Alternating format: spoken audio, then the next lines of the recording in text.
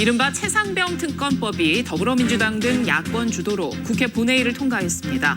국민의힘 의원들은 항의하며 표결에 불참했고 대통령실은 안타까운 죽음을 악용하는 나쁜 정치라고 비판했습니다. 지난달 소비자 물가 상승률이 2.9%로 석 달 만에 3% 밑으로 내려왔습니다. 다만 과일 물가 급등세가 여전한 데다 석유류 가격도 오름세를 이어가고 있어 앞으로의 불안감은 여전합니다. 경기도가 추진 중인 경기 북부 특별자치도 새 이름 공모 결과 평화누리가 선정됐습니다. 하지만 발표 하루 만에 반대하는 청원인이 3만 명에 육박하는 등 논란이 거셉니다. 전국 의과대학이 내년도 모집 인원을 대부분 확정하면서 의대 증원 규모가 최대 1,500명대 초반이 될 것으로 예상됩니다. 1년 뒤인 2026년엔 원안대로 2,000명 증원이 진행될 것으로 보입니다.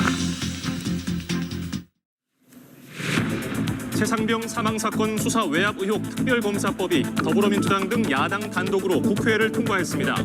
여당 의원들은 표결에 불참했고 대통령실도 민주당이 의사 일정까지 바꿔가며 최상병 특검법을 강행 처리한 것에 유감이라며 사실상 거부권 행사를 시사했습니다.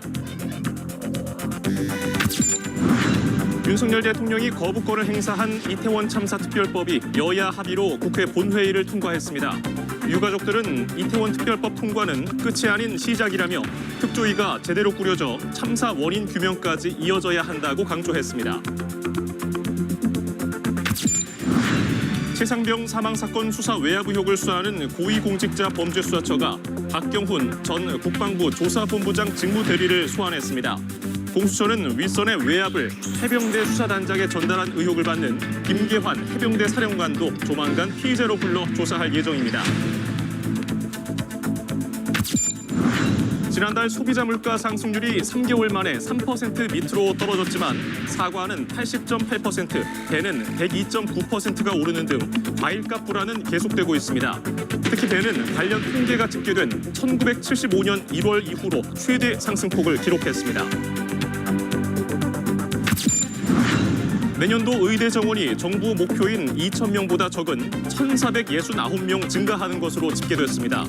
아직 모집 계획을 내지 않은 차의과대학 의전원까지 포함하면 최종 규모는 1,500명 안팎기를 전망입니다. 어린이날 황금 연휴가 시작하는 이번 주말까지 기온이 크게 오른 뒤에 어린이날 당일에는 전국에 돌풍과 벼락을 동반한 많은 비가 내릴 것으로 전망됩니다. 하루 사이 날씨가 급변할 수 있어 건강관리 등 주의가 필요합니다.